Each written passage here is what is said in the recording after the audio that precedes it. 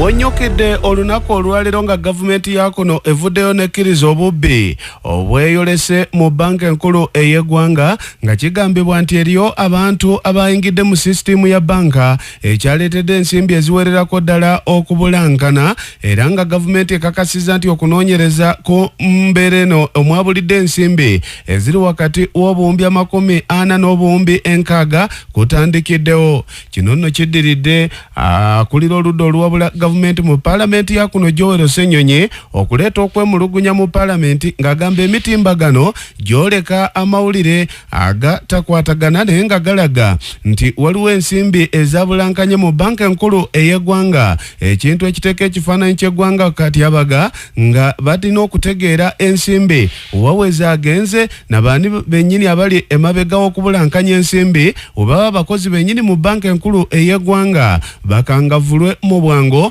n'ensimbi zino babenga baziza mu bwangu.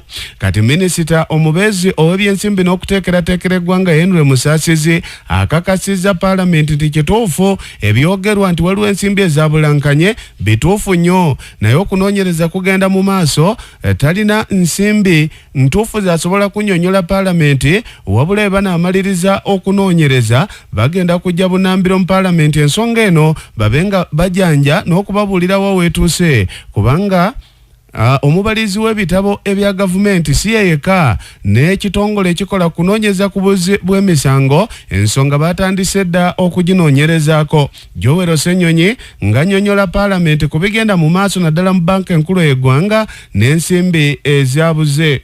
A haste at Bank of Uganda. Some reports have indicated $17 million, that's about 62 billion shillings. Others have indicated $13 million, that's about 48 billion shillings. And some narratives are there was a hacking by some people in South Asia, and this money was swiped to accounts in Asia. Other reports indicate it was an inside job of Bank of Uganda. It alarmed me because this is our central bank. It does affect us in every sense. I thought government through the Ministry of Finance should help us understand, because you supervise, if monies are being siphoned, whether it be by hackers, whether it be by staff of Bank of Uganda, it should worry all of us. Honorable Law. Mukumwanukula minisita omubeezi ow'ebyensimbi Henry Musasizi akakasizza nti kituufu ebyogerwa bituufu, waliwo ensimbi ezaabuze naye batandise dda omuyiggo ogw'okunoonya baani bennyini abali emabega wa kino, era nga omubalizi w'ebitabo akwataganyira ekitongole ekinoonyereza ku buzzi bw'emisango mu kabanga akatali kaawala bagenda kufuna ebivudde mu kunoonyereza. It is true our accounts were hacked into, but not to the extent of what is being reported.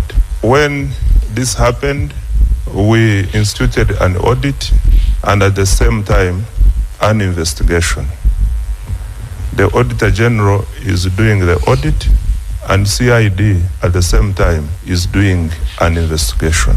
Madam Speaker, to avoid misrepresentation of facts, I wish to seek indulgence of this House that we be patient when the audit is finalized, which is now at the tail end, and also CID finalizes his investigation. I come to this House and report. Joel Ssenyonyi tabadde mu mativu n'ebyogeddwa minisita Henry Musasizi ono amutegeezezza nti ajja okubalaata mu nsimbi z'eggwanga tebalina kusaagira mu mirimu kuba kino kiyinza okukuba ebyenfuna by'eggwanga ekigwo. Agambye nti ono akakasa akadde akatuufu mbu bagenda okukolera okunoonyereza era n'ensonga ekolebweko mu bwangu kuba naye engeri gyazzeemu ng'alaga nti tamanyi kadde katuufu okunoonyereza kuno we kugenda okuba nga ate kufundikirwa. Agamba nti bino tebimatiza. He's talking about an ongoing audit. There's an audit. How long is it going to happen? When are we going to get a report as Parliament on this matter? Because you see, the reason we are insisting on this matter, when the network firewalls of the central bank are penetrated, it is something that gets to worry all of us. That's why we are insistent on this. Yes. Madam Speaker, all these processes will have been concluded within 1 month and I will report back to the House. Amawulire amasunsulira amasengejje agawana n'ag'ebweru rediyo eriemu yokka Nabasa Twamba. wonyokedde olunaku olwaleero nga gavumenti yaako nemaliriza ekizimbe era nekitongozebwa kati okuli yafeesi eza ssaabawawabi wa gavumenti muyite Office ya Directorate of Public Prosecution DPP wano mu Jinja era nga kati yafe ziri kumpi ne kooti eya wano mu Jinja. Bano bagamba nti basembeza empeereza okumpi ne kooti obutaleetera bantu kukaluubirizibwa naddala babadde banoonyanga obuyambi mu yafeesi eno naye nga babasindika wansi ku muvule ku resenti mu bitundu by'emaggwa abasinga babadde babula.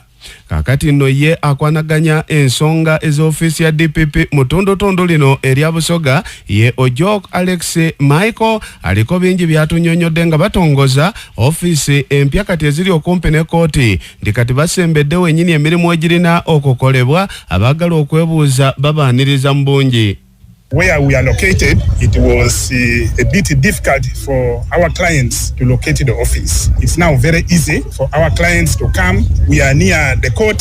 We are near the RSS office. It's now one-stop center. We are able now to connect properly with all other stakeholders and ensure that we work and improve on our service delivery in the region. It was very important that this office is constructed because even our office where we are seated before, it was not conducive. The environment in the new office is extremely very good, and we want to assure everybody in this region that our service will greatly be improved.